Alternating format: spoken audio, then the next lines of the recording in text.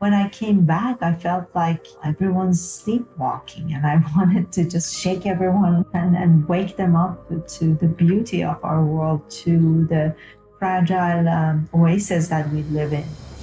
Welcome to the Space Angels Podcast, Episode 9, Eyes on the Prize. I'm your host, Chad Anderson, CEO of Space Angels, the world's leading source of capital for early-stage space ventures. The purpose of this podcast is to provide investors with the context and information necessary to understand the real risks and opportunities in this dynamic, new entrepreneurial space age.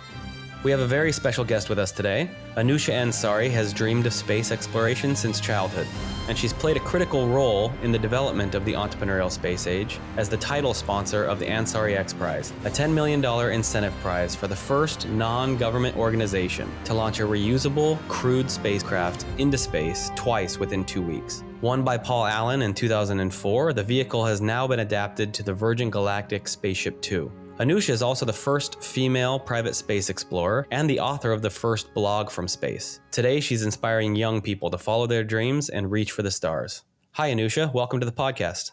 Hi, great to be here.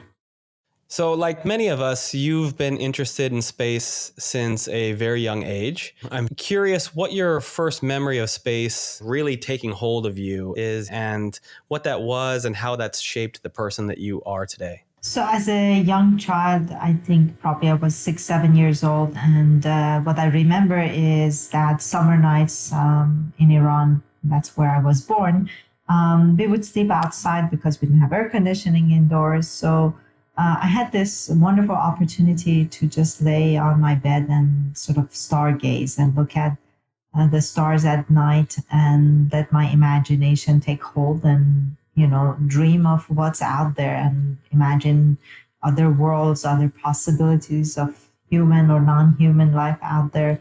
And this whole notion really attracted me to space and wanting to go to space and wanting to learn more about those shiny objects I would see in the night skies. So that's how my love of space and space travel started. And that's great. That's something that a lot of our listeners, myself included, can relate to. There have been a few key milestones in the development of what we like to call the entrepreneurial space age. And at Space Angels, we often point to SpaceX in the early 2000s and everything that they've done to bring down the barriers to entry and open up the market. But there was something else going on around that same time, the Ansari XPrize, of course, which planted the seeds for what we are seeing today. I'm curious, how did you get involved with the prize initially, and how did you find yourself at the forefront of this commercial space movement? So I was not shy about talking about my passion of flying to space, even as an adult. So I ended up from Iran in US, built a successful business. And as an entrepreneur, when we sold our business, I was hoping that I can spend my time sort of rekindling this lost passion and be able to pursue that again. And that's when, on one of my interviews, I had mentioned that this is what I want to do. And Peter Diamandis, the founder of XPrize Foundation, happened to read that article and decided that he needs to meet me, because prior to that, he had been very unsuccessful in meeting 150 people, CEOs, entrepreneurs, philanthropists, and getting them to sign up to support the prize. And the idea, which resonated with me and my family very much, was this concept of a competition where $10 million will be paid only if a team can demonstrate that they can fly to space and carry equivalent of 2 passengers twice within 2 weeks. So it's not a science project, it can be repeated, and that it had to be funded completely privately and not by government agencies. So we knew that this is not just a prize, this is an investment in building a potentially new industry, and not only flying me to space, but opening up the door to allow for many, many millions of people out there who always wanted to go to space and then be able to build an industry on it. Coming from the technology and specifically working in the telecom, I remembered when we came to US in the early 80s and early 90s, still the cost of long distance was very high, And once competition came about and there were a lot of more companies providing the service, and the technology started advancing, and a lot of things moved from hardware to software, the cost went basically down to zero with voice over IP. And we were hoping that we see the same thing in space, where instead of just having a few government agencies working on it, with innovation through the private industry, we'll be able to create a business where the cost will come down and everything will become much more efficient and more accessible to everyone. And I think we were right on, and this was one of the best investments we've ever made. I really like that answer. There's a couple of things that made my ears perk up. And one of them is your experience in telecom. Your success in that business and exiting that business afforded you the ability to participate in the advent of commercial space in a meaningful way, but also that your experience in telecom and how you linked that to the invention and the advent of VoIP, and how that experience helped you to see the possibilities coming together in commercial space. And so I really liked that piece of your answer. And the second piece is not shying away from speaking up. And I think that there is a lesson in there for all of the young people who are listening to this podcast and listening to your story, that if you want something, speak up, because you never know who's listening. Absolutely. I think this has been a consistent part of my story, and a lot of stars aligned for me to get me from a young girl in Iran to being able to go to space on the Russian Soyuz spacecraft. So speaking up definitely is a big, huge step toward achieving your goals and desires and dreams. I love it. So in 2004, when the team launched Spaceship One to space for the second time in 2 weeks and won the Ansari XPrize, what was it like to witness that at the time? And did you realize what a historic achievement it would be? It was scary, exciting, mind-blowing all at the same time. And I guess we had the notion that it is a historic moment. There was such enormous excitement at both flights. People drove from all over the place in the middle of the night to be present in Mojave to watch the flight take off. So there was a lot of excitement. We all knew what's at stake. For us to even be able to be there and witness this flight had taken so many years of not only engineering and ingenuity and innovation, but a lot of hard work that the XPrize Foundation had to do behind the scene of educating FAA and the government and policymakers and scientists to even get permission for this type of flights to take place. Before that, if you told someone that a private company wants to launch something to space, they would think you're crazy. And there was no such department in FAA that you could go apply for license. And a lot of these activities are a result of this hard work that XPrize had to do behind the scene to make sure that a marketplace can exist, and that future of SpaceX and Blue Origin and all these other companies sort of rested on this policy work and education work that went behind the scene. And we're standing there and we were all hoping that this will be successful and it won't end in the disaster, because it was so new and so much at its infancy that if anything went wrong, we felt that they would just shut it down and there will be at least another decade before they would even look at it. But we were very happy and fortunate. We had incidents, but nothing very serious, and it was a great, great success.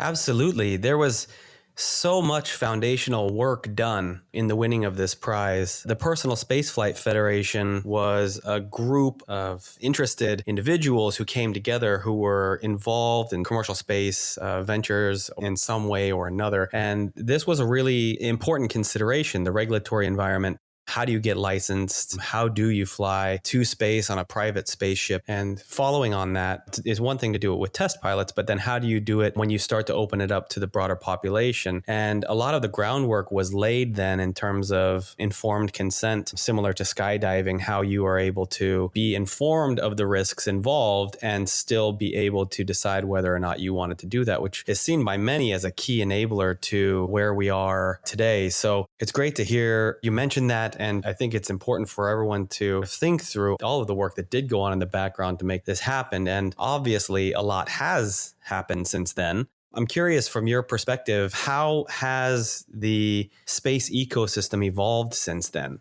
I think there has been a lot of excitement that was created initially by the prize and all the teams that competed from many different countries. And of course, not all technologies were viable, but it was really a beautiful breath of fresh air to see all these different types of innovation completely coming from different aspects of solving a problem. And even though not every team made it to the last stages and not every team won, what we saw was a lot of technologies and innovation that even after the prize was won survived, and either joining forces with another company and competing in the space with Virgin Galactic, which became the commercial arm of Mojave Aerospace, and launching this into a commercial venture, or just working with companies like SpaceX and providing their technologies and innovation to Blue Origin, SpaceX, and many other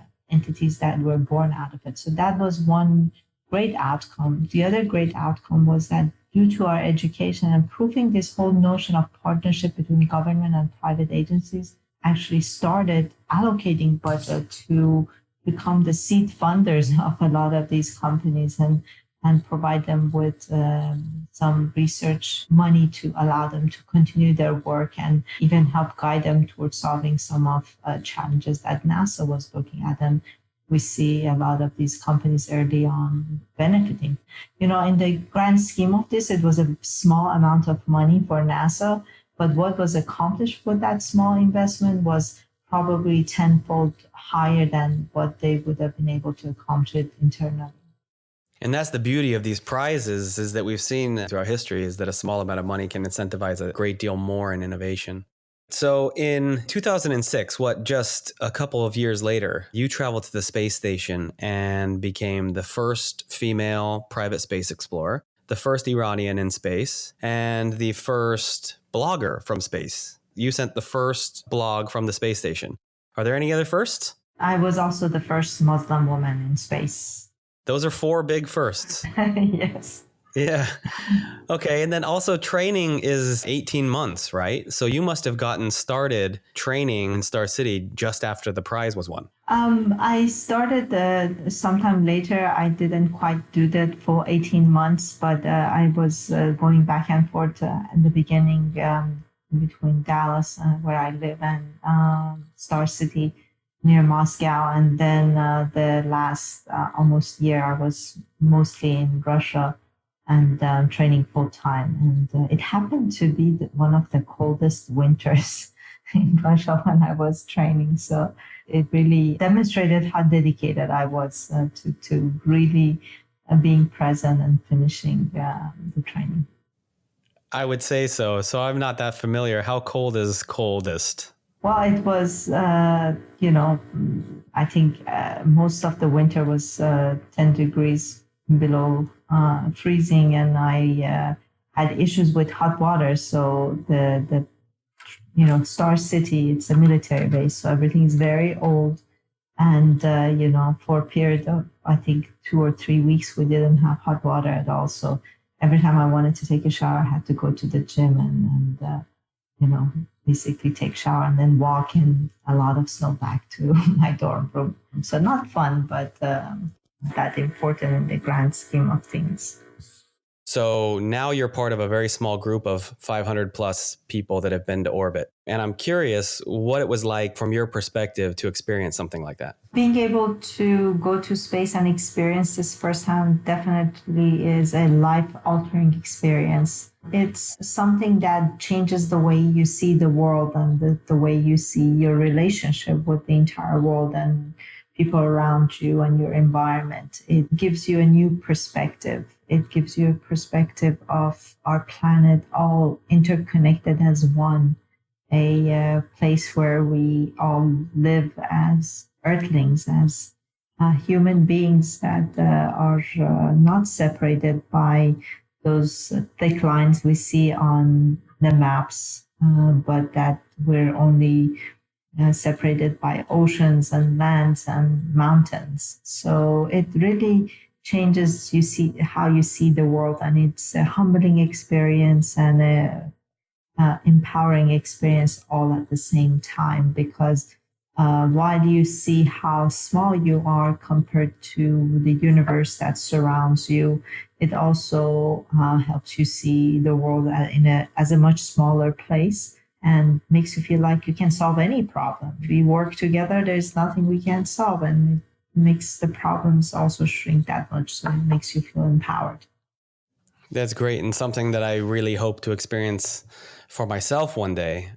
While you were on board the space station, you conducted a number of experiments for the European Space Agency. I'm curious why and how you got in touch with ESA and settled on those experiments, and what exactly you were doing while you were up there. So there were 4 experiments that were being conducted during that mission. So usually when you fly to space as a private space explorer, you go through a long period of planning beforehand. If you know my entire story, I actually went to Russia to train, but I didn't know if I would ever get the chance to fly to space. I went as a backup.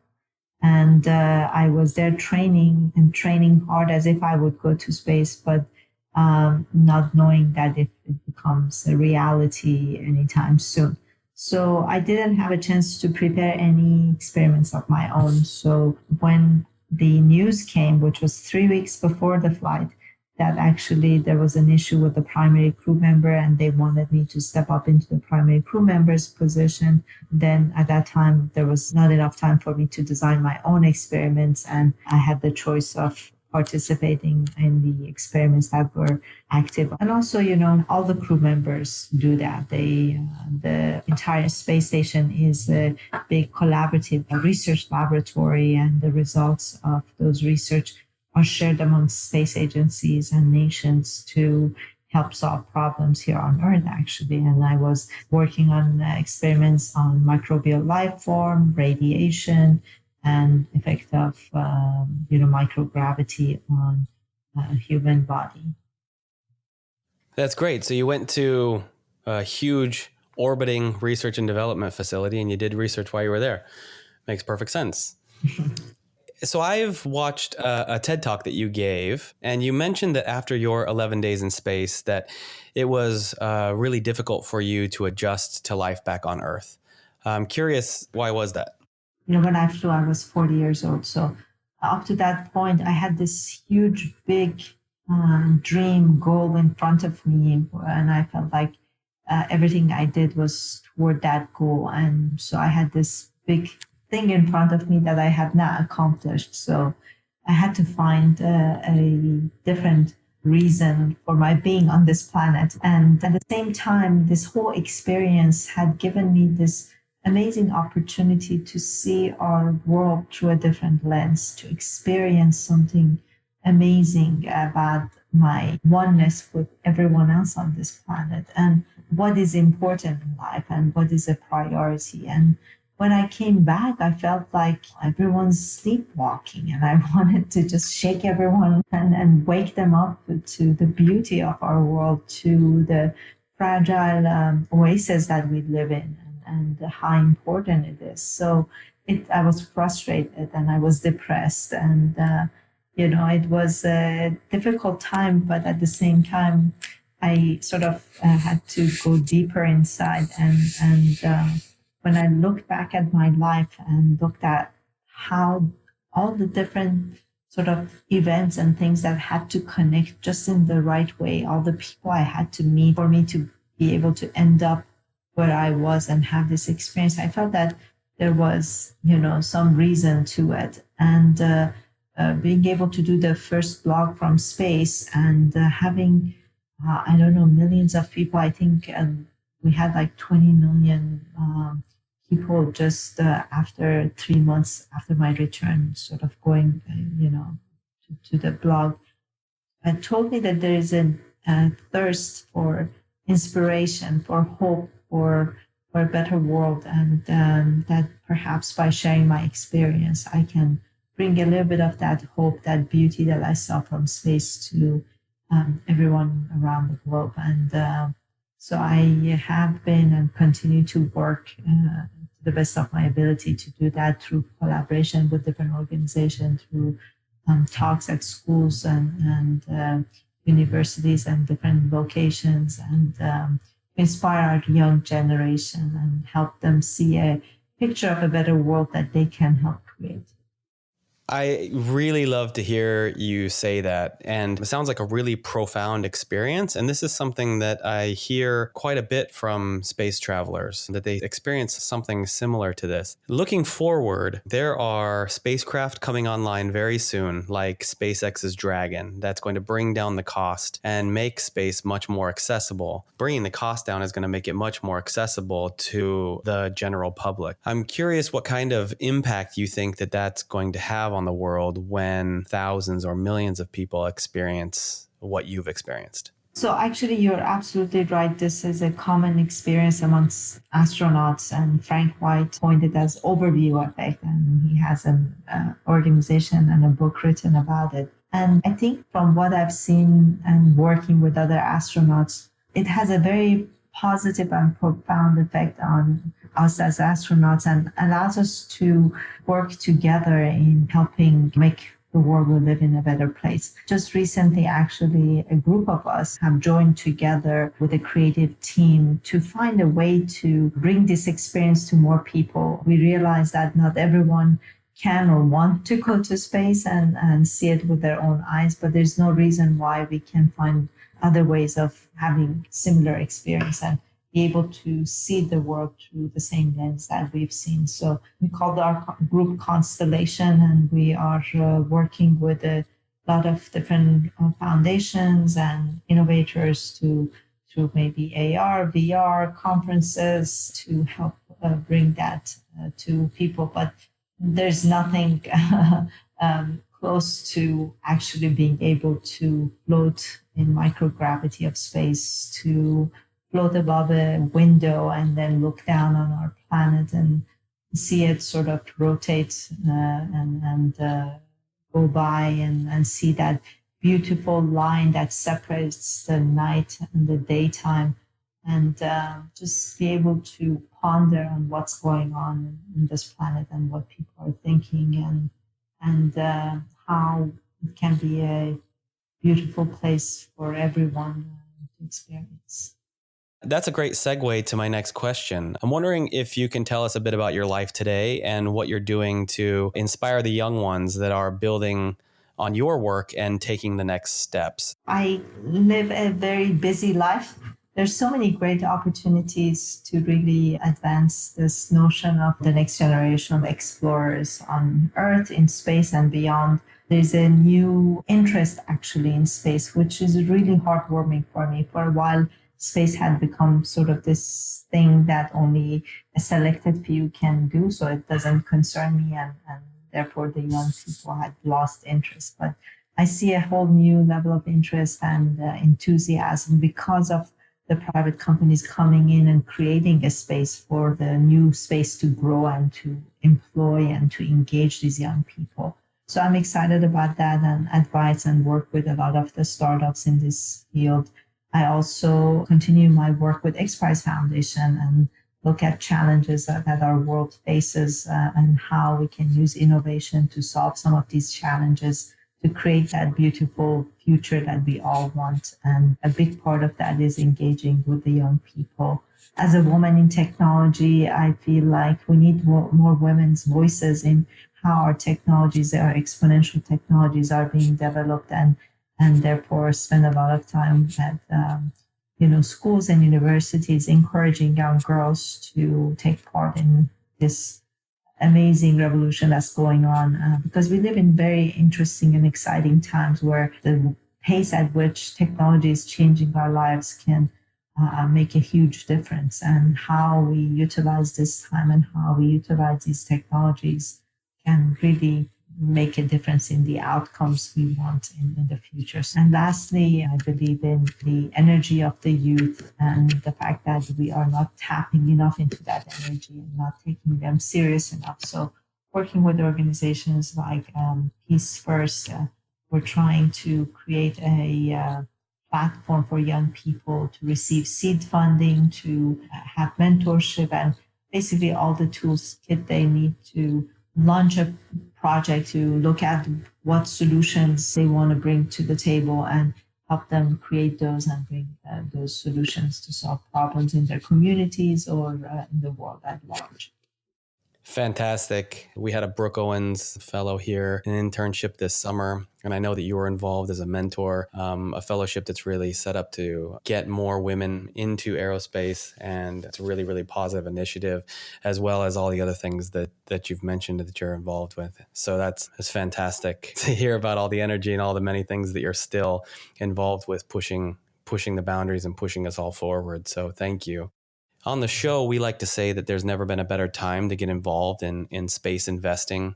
And I'm wondering if you can give us your personal perspective on that and which areas you think are most exciting. There's truly an exciting time for investment in space technologies. I have seen a lot of innovation come out of Singularity University and the students there and beyond. And what excites me is especially ideas that looks into the future and looks at how perhaps we can even completely redesign how we go to space and new propulsion systems, or how can we tap into the resources in space. More importantly, what excites me is after Elon and Jeff Bezos are successful in opening up and democratizing access to space, I feel that there will be this whole area of, what happened like with internet. When internet became accessible to everyone and with Netscape easier for people to innovate on.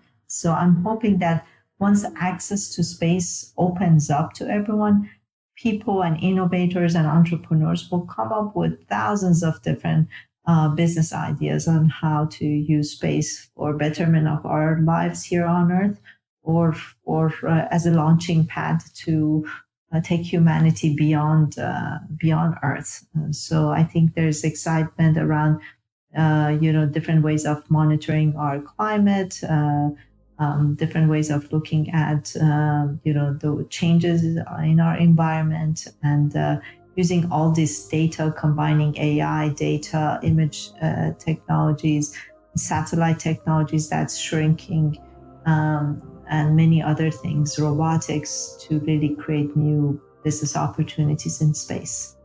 Couldn't agree more. Anusha, great talking with you today. Thank you very much for your time. My pleasure. It was great to be part of your show. Thank you.